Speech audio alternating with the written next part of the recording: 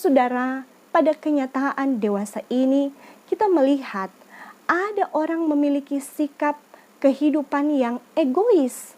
Orang lain dia korbankan sebagai batu loncatan demi kesuksesan diri sendiri, mau kuat sendiri dengan melemahkan sesama.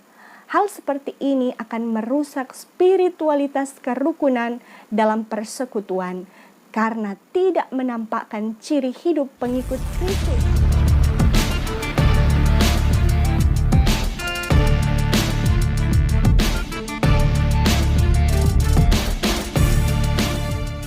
Shalom, damai di hati. Berjumpa lagi dengan saya, Pendeta Priska Waluko, dalam perenungan bacaan Gemim dalam minggu berjalan mulai tanggal 15 sampai 21 November 2020. Adapun bacaan kita di sepanjang minggu berjalan terdapat di dalam kitab Roma pasal 15 ayat 1 sampai 13. Sebelum membaca dan merenungkan firman, marilah kita berdoa. Bapa di sorga, kami menyembah dan mengagungkan Engkau di dalam Yesus Kristus Putra Tunggal-Mu, karena Engkau telah menyatakan keselamatan dalam kehidupan kami lewat pengorbanan Kristus. Kami bersyukur punya kesempatan lagi membaca dan merenungkan firman. Karena itu kami percaya kuasa Roh Kudus bekerja, menguasai pikiran dan hati kami, sehingga ketika firman Tuhan disampaikan kami memahami, terlebih kami taat untuk melakukan firman dalam kehidupan setiap hari. Terpujilah Engkau Tuhan firman kehidupan. Amin. Firman Tuhan dalam Roma pasal 15 ayat 1 sampai 13 dalam perikop orang yang lemah dan orang yang kuat. Kita yang kuat wajib menanggung kelemahan orang yang tidak kuat, dan jangan kita mencari kesenangan kita sendiri. Setiap orang di antara kita harus mencari kesenangan sesama kita demi kebaikannya untuk membangunnya. Karena Kristus juga tidak mencari kesenangannya sendiri, tetapi seperti ada tertulis, kata-kata cercaan mereka yang mencerca Engkau telah mengenai aku. Sebab segala sesuatu yang ditulis dahulu telah ditulis untuk menjadi pelajaran bagi kita, supaya kita teguh berpegang pada pengharapan oleh ketekunan dan penghiburan dari kitab suci. Semoga Allah yang adalah sumber ketekunan dan penghiburan mengaruniakan kerukunan kepada kamu sesuai dengan kehendak Kristus Yesus, sehingga dengan satu hati dan satu suara kamu memuliakan Allah dan Bapa Tuhan kita Yesus Kristus. Sebab itu terimalah satu akan yang lain, sama seperti Kristus juga telah menerima kita untuk kemuliaan Allah. Yang aku maksudkan ialah bahwa oleh karena kebenaran Allah, Kristus telah menjadi pelayan orang-orang bersunat untuk mengokohkan janji yang telah diberikannya kepada nenek moyang kita, dan untuk memungkinkan bangsa-bangsa supaya mereka memuliakan Allah karena rahmat-Nya, seperti ada tertulis, sebab itu aku akan memuliakan engkau di antara bangsa-bangsa dan menyanyikan mazmur bagi namamu. Dan selanjutnya, bersukacitalah hai bangsa-bangsa dengan umat-Nya. Dan lagi, pujilah Tuhan hai kamu semua bangsa-bangsa, dan biarlah segala suku bangsa memuji Dia. Dan selanjutnya kata Yesaya, Taruk dari pangkal Isai akan terbit, dan ia akan bangkit untuk memerintah bangsa-bangsa, dan kepadanya lah bangsa-bangsa akan menaruh harapan. Semoga Allah sumber pengharapan memenuhi kamu dengan segala sukacita dan damai sejahtera dalam iman kamu, supaya oleh kekuatan Roh Kudus kamu berlimpah-limpah dalam pengharapan. Demikian firman Tuhan. Yang berbahagia adalah kita yang merenungkan, memelihara, dan melakukan firman. Saudara-saudara, Gemim mengangkat tema mingguan, spiritualitas kerukunan, satu hati, satu suara. Saudara yang diberkati Tuhan, pembacaan kita terdapat dalam kitab Roma. Pasal 1 ayat 1 menunjukkan bahwa penulis kitab ini adalah Rasul Paulus.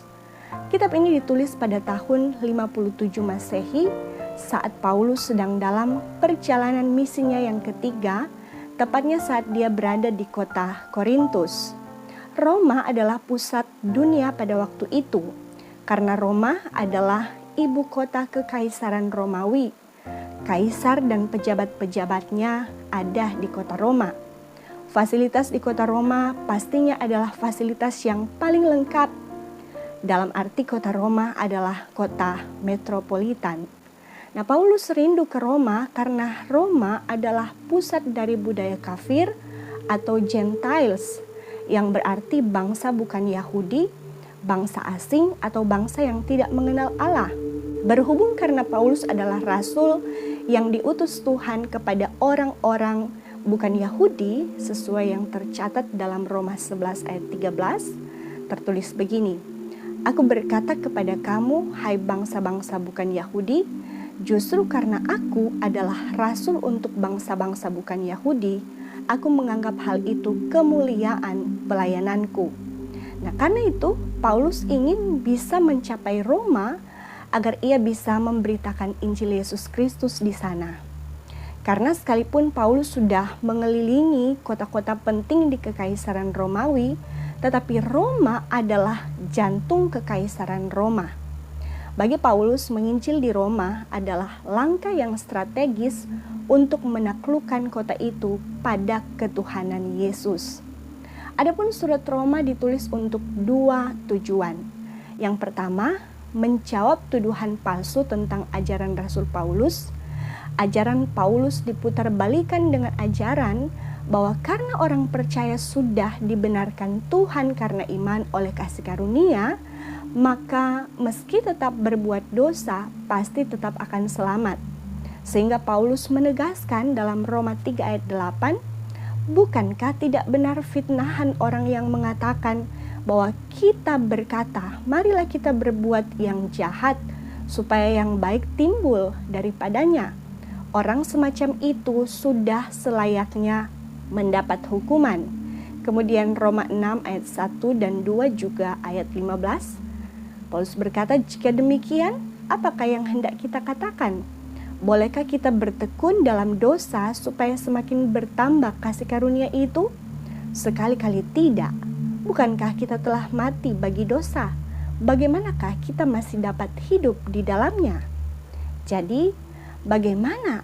Apakah kita akan berbuat dosa? Karena kita tidak berada di bawah hukum Taurat, tetapi di bawah kasih karunia. Sekali-kali tidak. Nah, saudara, tujuan kedua dari kitab Roma adalah Paulus berusaha memperbaiki beberapa persoalan yang terjadi di dalam gereja.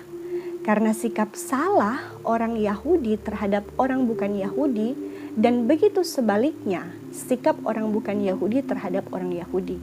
Karena jemaat Roma terdiri dari orang Kristen dengan latar belakang Yahudi dan latar belakang non-Yahudi atau Yunani. Jadi perbedaan latar belakang ini sering memicu perselisihan di dalam persekutuan jemaat di Roma. Adapun kitab ini dikelompokkan menjadi 3 bagian menurut pembagian pasalnya. Yang pertama, pasal 1 sampai 8 membahas tentang kebenaran Tuhan dan keselamatan. Kemudian bagian 2 pasal 9 sampai 11 berbicara tentang kebenaran Tuhan dan Israel. Dan ketiga, pasal 12 sampai 16 tentang kebenaran Tuhan dan kehidupan Kristen secara praktis. Nah, bacaan kita di saat ini dalam pasal 15 ayat 1 sampai 13 masuk dalam bagian ketiga, yakni tentang kebenaran dari Tuhan dan bagaimana kehidupan Kristen yang diterapkan secara praktis dalam kehidupan sehari-hari, khususnya dalam hidup bersama di dalam persekutuan jemaat. Secara khusus pasal ini berbicara tentang orang percaya Yahudi maupun bukan Yahudi ada dalam satu keselamatan. Karena itu mereka harus saling menerima satu dengan yang lain. Adapun pembagian ayatnya adalah sebagai berikut. Ayat 1 sampai 3 berbicara tentang nasihat Paulus agar sebagai pengikut Kristus mereka jangan mementingkan diri sendiri. Kata Yunani aresko yang berarti mencari kesenangan muncul sebanyak 3 kali di ayat 1, 2, dan 3. Yang berarti kita jangan mencari kesenangan kita sendiri dengan cara menanggung yang lemah saat kita kuat. Kita harus mencari kesenangan sesama kita demi kebaikannya dan untuk membangunnya. Dan meneladani Kristus juga yang tidak mencari kesenangannya sendiri, bahkan ia bersedia dicela dalam pengorbanannya bagi manusia yang hina. Kemudian ayat 4-7 menekankan pentingnya tulisan dalam kitab suci untuk menjadi pelajaran, beroleh pengharapan, ketekunan, dan penghiburan di dalamnya. Karena hanya di dalam Tuhan jemaat beroleh ketekunan, penghiburan, dan kerukunan dengan punya satu hati dan satu suara untuk bersama melakukan kehendak Kristus dan untuk kemuliaan Kristus, yaitu jika mereka meneladani Kristus yang sudah menerima orang berdosa. Menerima di sini saudara dari kata proslambano yang berarti menarik ke sisi. Kesadaran bahwa orang percaya tadinya adalah orang berdosa, namun Kristus menarik mereka ke sisinya untuk menjadi anak-anaknya yang beroleh keselamatan. Demikian sesama orang percaya harus saling menerima satu dengan yang lain.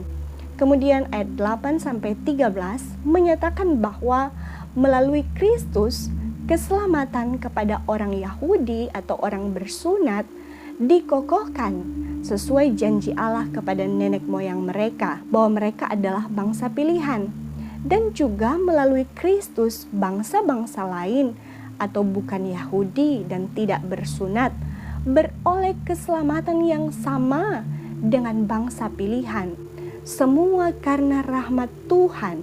Karena itu mulai ayat 9-12 Paulus menuliskan kutipan ayat-ayat dalam perjanjian lama, yakni ayat 9b dari 2 Samuel 22 ayat 50 dan Mazmur 18 ayat 50. Kemudian ayat 10 dan 11 dikutip dari Ulangan 32 ayat 43a dan ayat 12 dari Yesaya 11 ayat 10. Semua kutipan perjanjian lama ini menegaskan bahwa Kristus sungguh adalah Mesias yang kehadirannya dinubuatkan dalam perjanjian lama, dan bahwa semua janji Allah dalam firman digenapi hanya di dalam Kristus.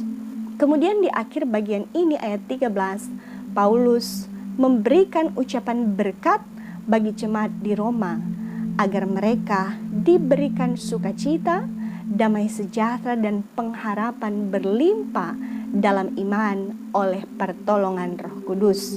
Nah, saudara yang diberkati Tuhan, melalui perenungan ini dalam kaitan dengan tema spiritualitas kerukunan, satu hati, satu suara, ada beberapa hal yang bisa kita kenakan dalam kehidupan kita sehari-hari, terlebih dalam kehidupan sebagai persekutuan jemaat milik Tuhan atau gereja. Saudara, status kita sebagai orang Kristen berarti kita adalah pengikut Kristus. Kita harus mengikuti atau meneladani apa yang Yesus lakukan dalam hidup dan karyanya, kasihnya, pengorbanannya, kerendahan hatinya, belas kasihnya, dan masih banyak lagi teladan Yesus yang harus kita ikuti. Dalam perenungan kita saat ini, kita diajak oleh Rasul Paulus untuk meneladani Yesus dalam beberapa hal yang juga menjadi kunci terbentuknya suatu spiritualitas kerukunan dalam gereja.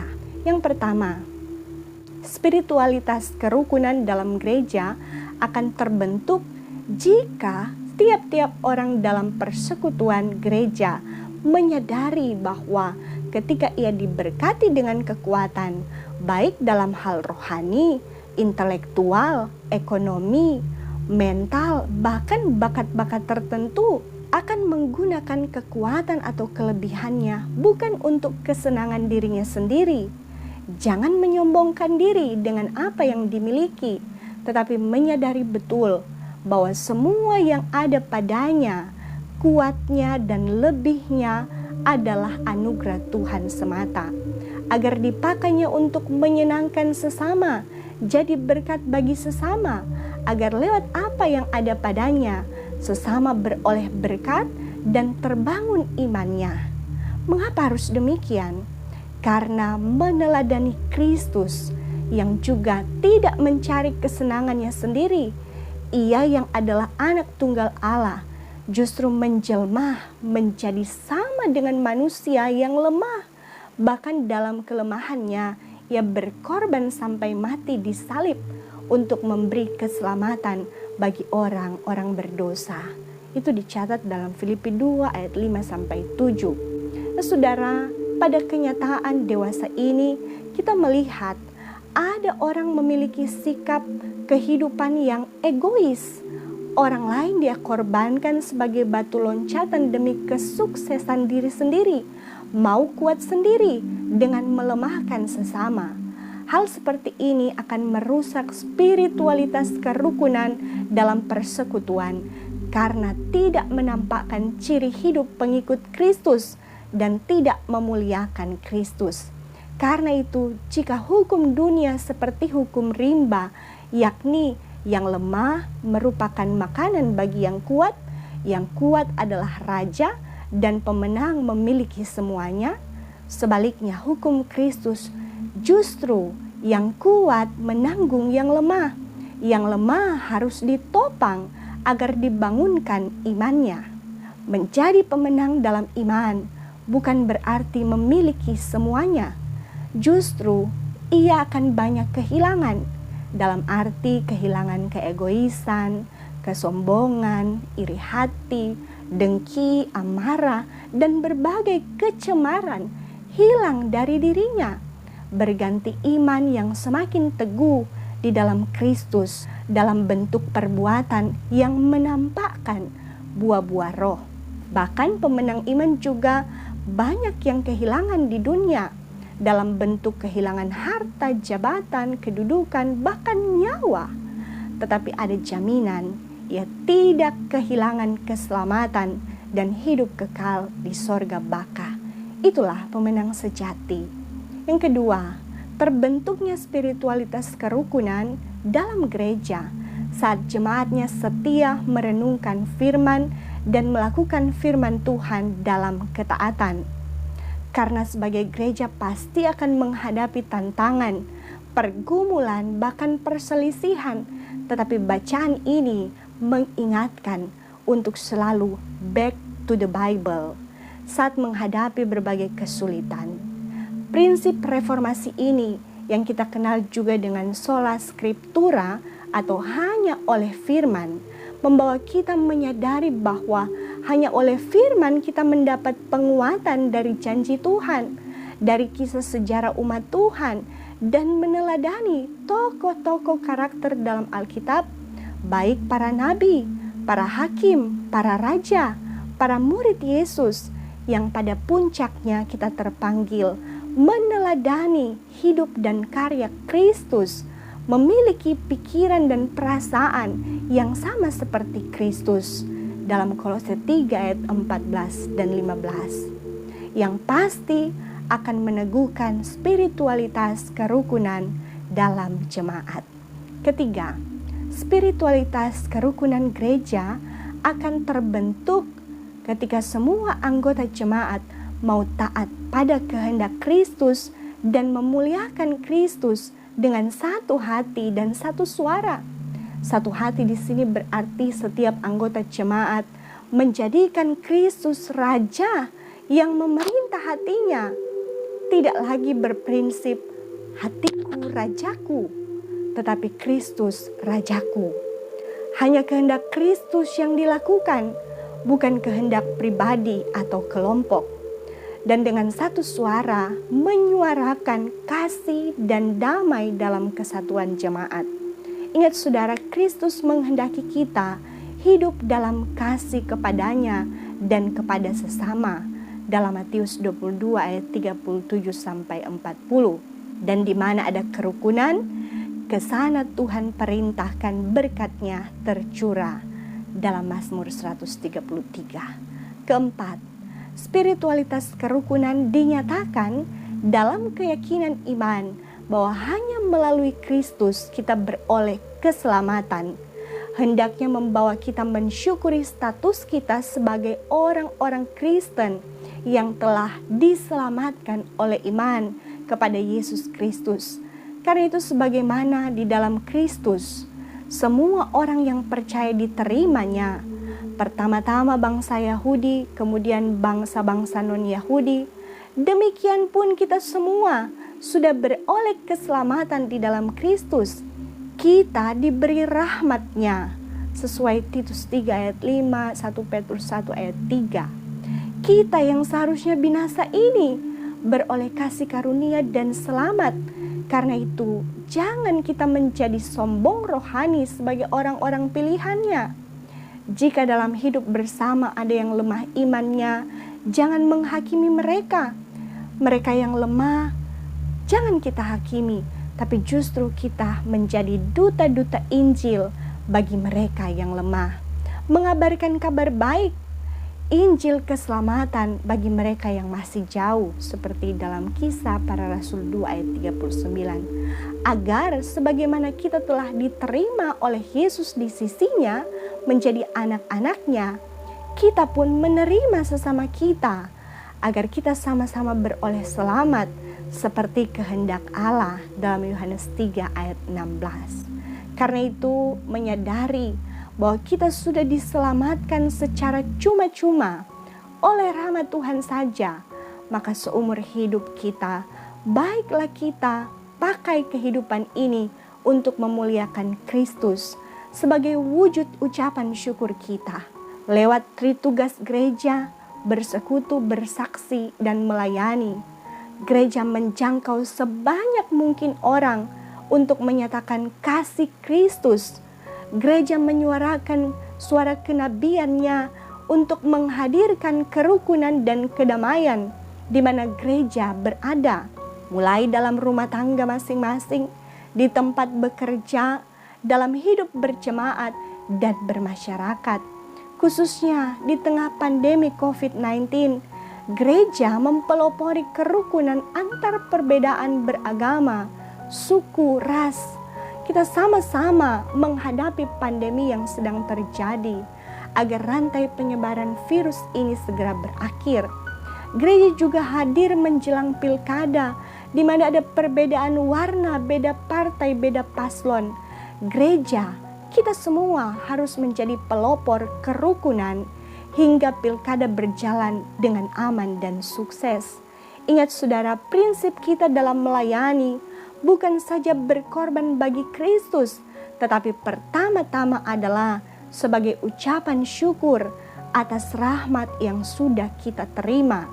Karena keselamatan yang kita terima, maka kita pakai hidup kita, semua yang ada pada kita, pelayanan kita untuk kemuliaan bagi nama Tuhan.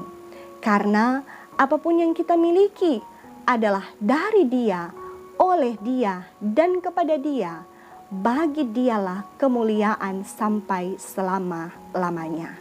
Roh Kudus menolong kita untuk melakukan firman dalam ketekunan. Amin.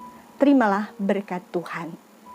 Semoga Allah sumber pengharapan memenuhi kamu dengan segala sukacita dan damai sejahtera dalam iman kamu, supaya oleh kekuatan Roh Kudus kamu berlimpah-limpah dalam pengharapan. Amin. Sampai jumpa saudara. Jika Anda masih diberkati, jangan lupa subscribe, share, like, and comment. Terima kasih.